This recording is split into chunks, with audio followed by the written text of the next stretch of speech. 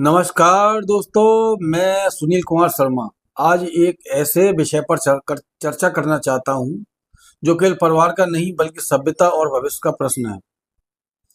आज रसिया, Japan, France जैसे कई देश घटती जनसंख्या से चिंतित हैं। वहां की सरकारें अधिक बच्चों के लिए प्रोत्साहन दे रही हैं और परिवार व्यवस्था बचाने की कोशिश कर रही हैं। प्रश्न यह है, क्या आने वाले समय में ये चुनौती भारत के सामने भी खड़ी हो सकती है? हो सकती है। हम देखते हैं कि आधुनिक जीवन शैली में विवाह, परिवार, मातृत्व, पितृत्व को लेकर सोच तेजी से बदल रही है।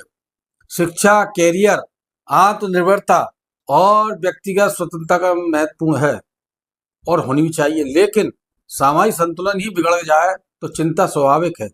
एक तरफ देर से विवाह, दूसरी तरफ एकल परिवार और सिंगल चाइल्ड की प्रवृत्ति, ये केवल व्यक्तिगत निर्णय नहीं, दूरगामी सामाजिक प्रभाव वाले प्रश्न हैं।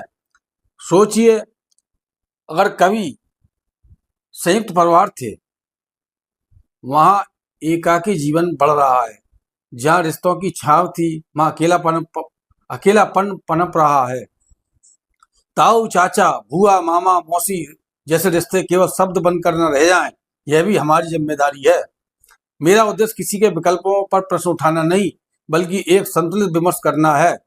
प्रगति का अर्थ केवल पद, पैसा और सामाजिक उपलब्धि नहीं। प्रगति का अर्थ समाज, परिवार और व्यक्ति तीनों के बीच संतुलन भी है।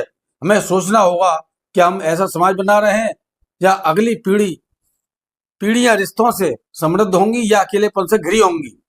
विवाह केवल सामाजिक रस्म नहीं, समाज की संरचना का स्तंभ है। परिवार केवल निजी संस्था नहीं, सभ्यता का आधार है। इसलिए जरूरी है कि हम इस विषय पर खुलकर चर्चा करें। परिवारों में, समाज में, युवा पीढ़ी के बीच युवाओं को स्वतंत्रता भी मिले, कैरियर भी मिले, लेकिन परिवार का मूल्य भी समझा जाए। संतुलन ही समाधान है। याद रखिए, सभ्यताएं केवल अर्थव्यवस्था से नहीं, परिवार व्यवस्था से भी टिकती हैं।